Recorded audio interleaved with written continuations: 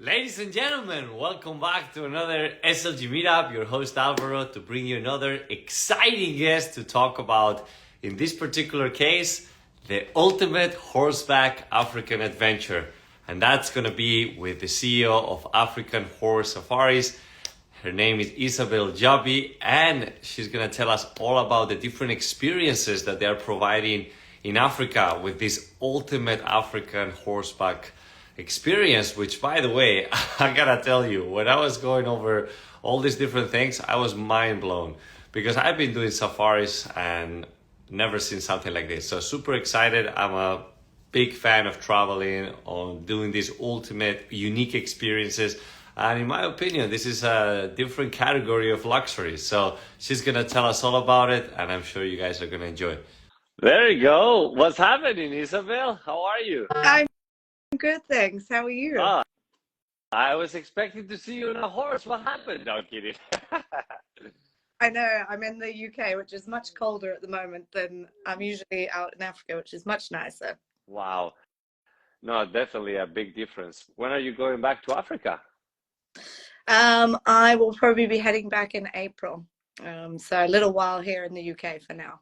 Got you. So I was making an intro by yourself. I mean, definitely one of these unique things that you don't get to see every day. In fact, last year I was in Kenya. I was in the Masai Mara, and I see that this is one of the locations that you offer this ultimate African horseback experience.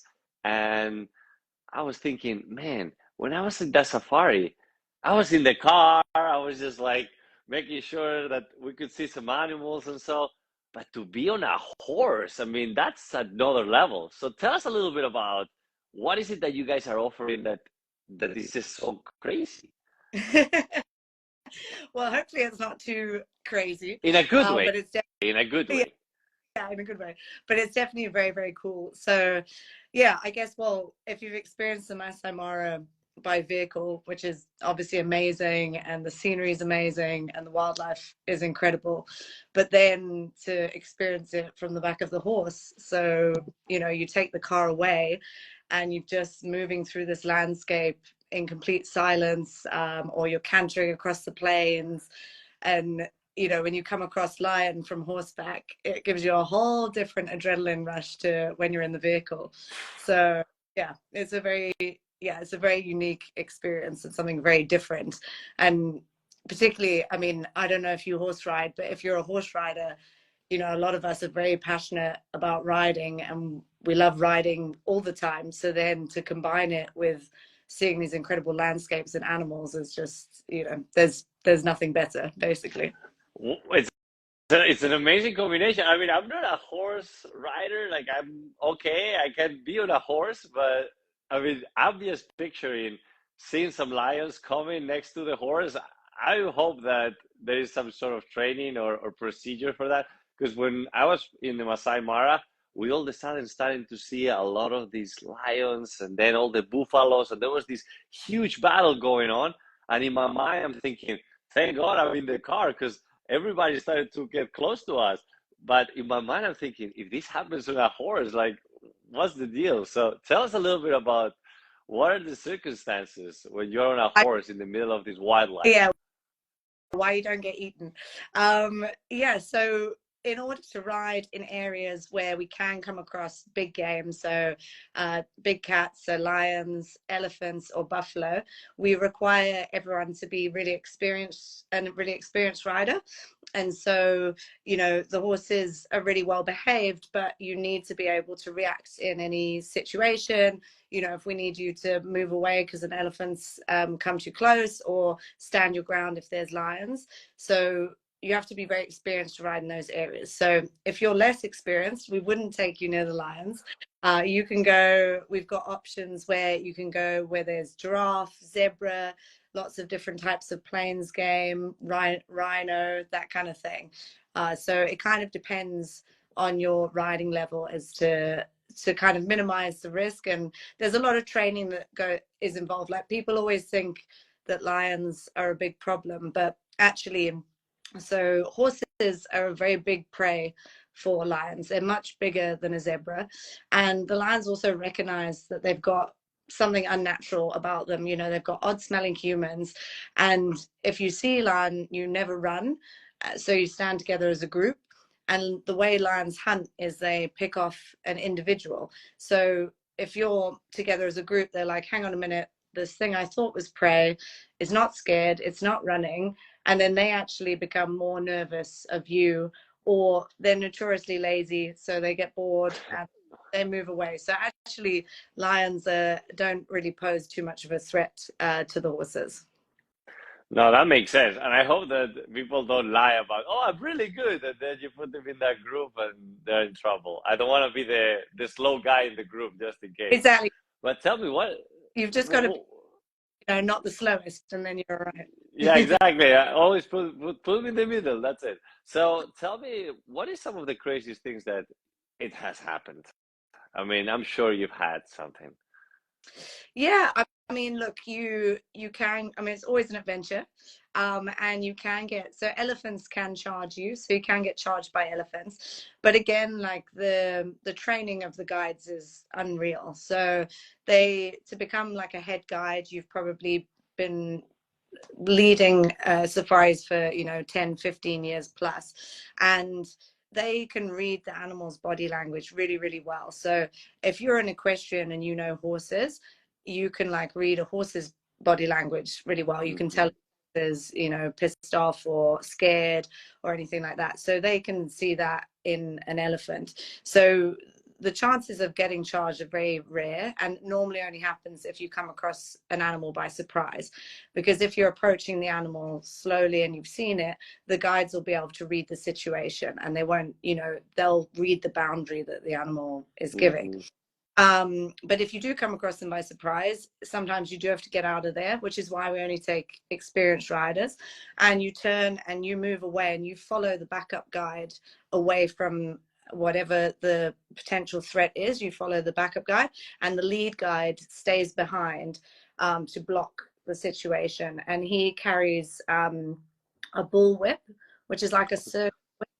So if you crack it, it goes off like a gun, so it makes a really loud noise. And that diverts and scares anything away. So there's lots of like they explain to you everything that what to do in all these situations before you head out. But luckily it is very rare to have that kind of situation. Good to know.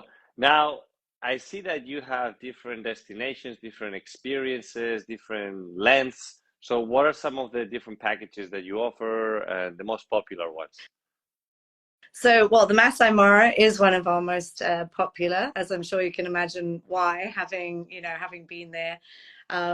We actually do, so we kind of have a mix. We have either lodge-based options, which is where you stay in one spot and you ride out each day, but returning to the same base. So we've got those in Kenya, South Africa, Botswana, and for people that really like luxury and really love a lodge that's got all the creature comforts, that works really, really well. And then our other kind of branch is that we have trail rides where you book kind of a set 7-night departure, and then you move from A to B as you move along. So in the Masai Mara, for example, it's mobile camping. So the whole camp moves with you which is amazing. But it's very much glamping, like it's off the floor beds, hot showers. They kind of heat water over the campfire for showers and things like that. So we say camping in inverted commas. Now, personal question. So how did this come all about? Were you a horse rider and you love safaris and you said, okay, let's combine it? Or how did it all come about? Yeah, so I've ridden since I was young. So no one in my family rides, but I came home from school one day and said I'd want to ride a horse. So I've ridden since I was very little. And then I first went to Africa when I went to Namibia on a family holiday when I was 18, and then was like, this is pretty cool. And then when I was at university, one of my very great friends is from Kenya. And so during the summers, I would go out and spend a lot of time in Kenya with her. And so when I left university, I knew I really loved Kenya, I'd love to Namibia. So I wanted to explore more of Africa. And I discovered that horse safaris were a thing. And so I really wanted to do one. But having been fresh out of university, I definitely couldn't afford at that point. So I thought, well, maybe I can work for a horse safari company. So I emailed everybody, and I ended up so Ride Botswana, one of our operators in Botswana, got back and said, yeah, our manager, who's a stable manager, is away for 2 months. Do you want to come and fill in? So I was like, yeah, booked my flights and went, 2 days later for what was supposed to be 2 months in Africa, but it's now 8 years later.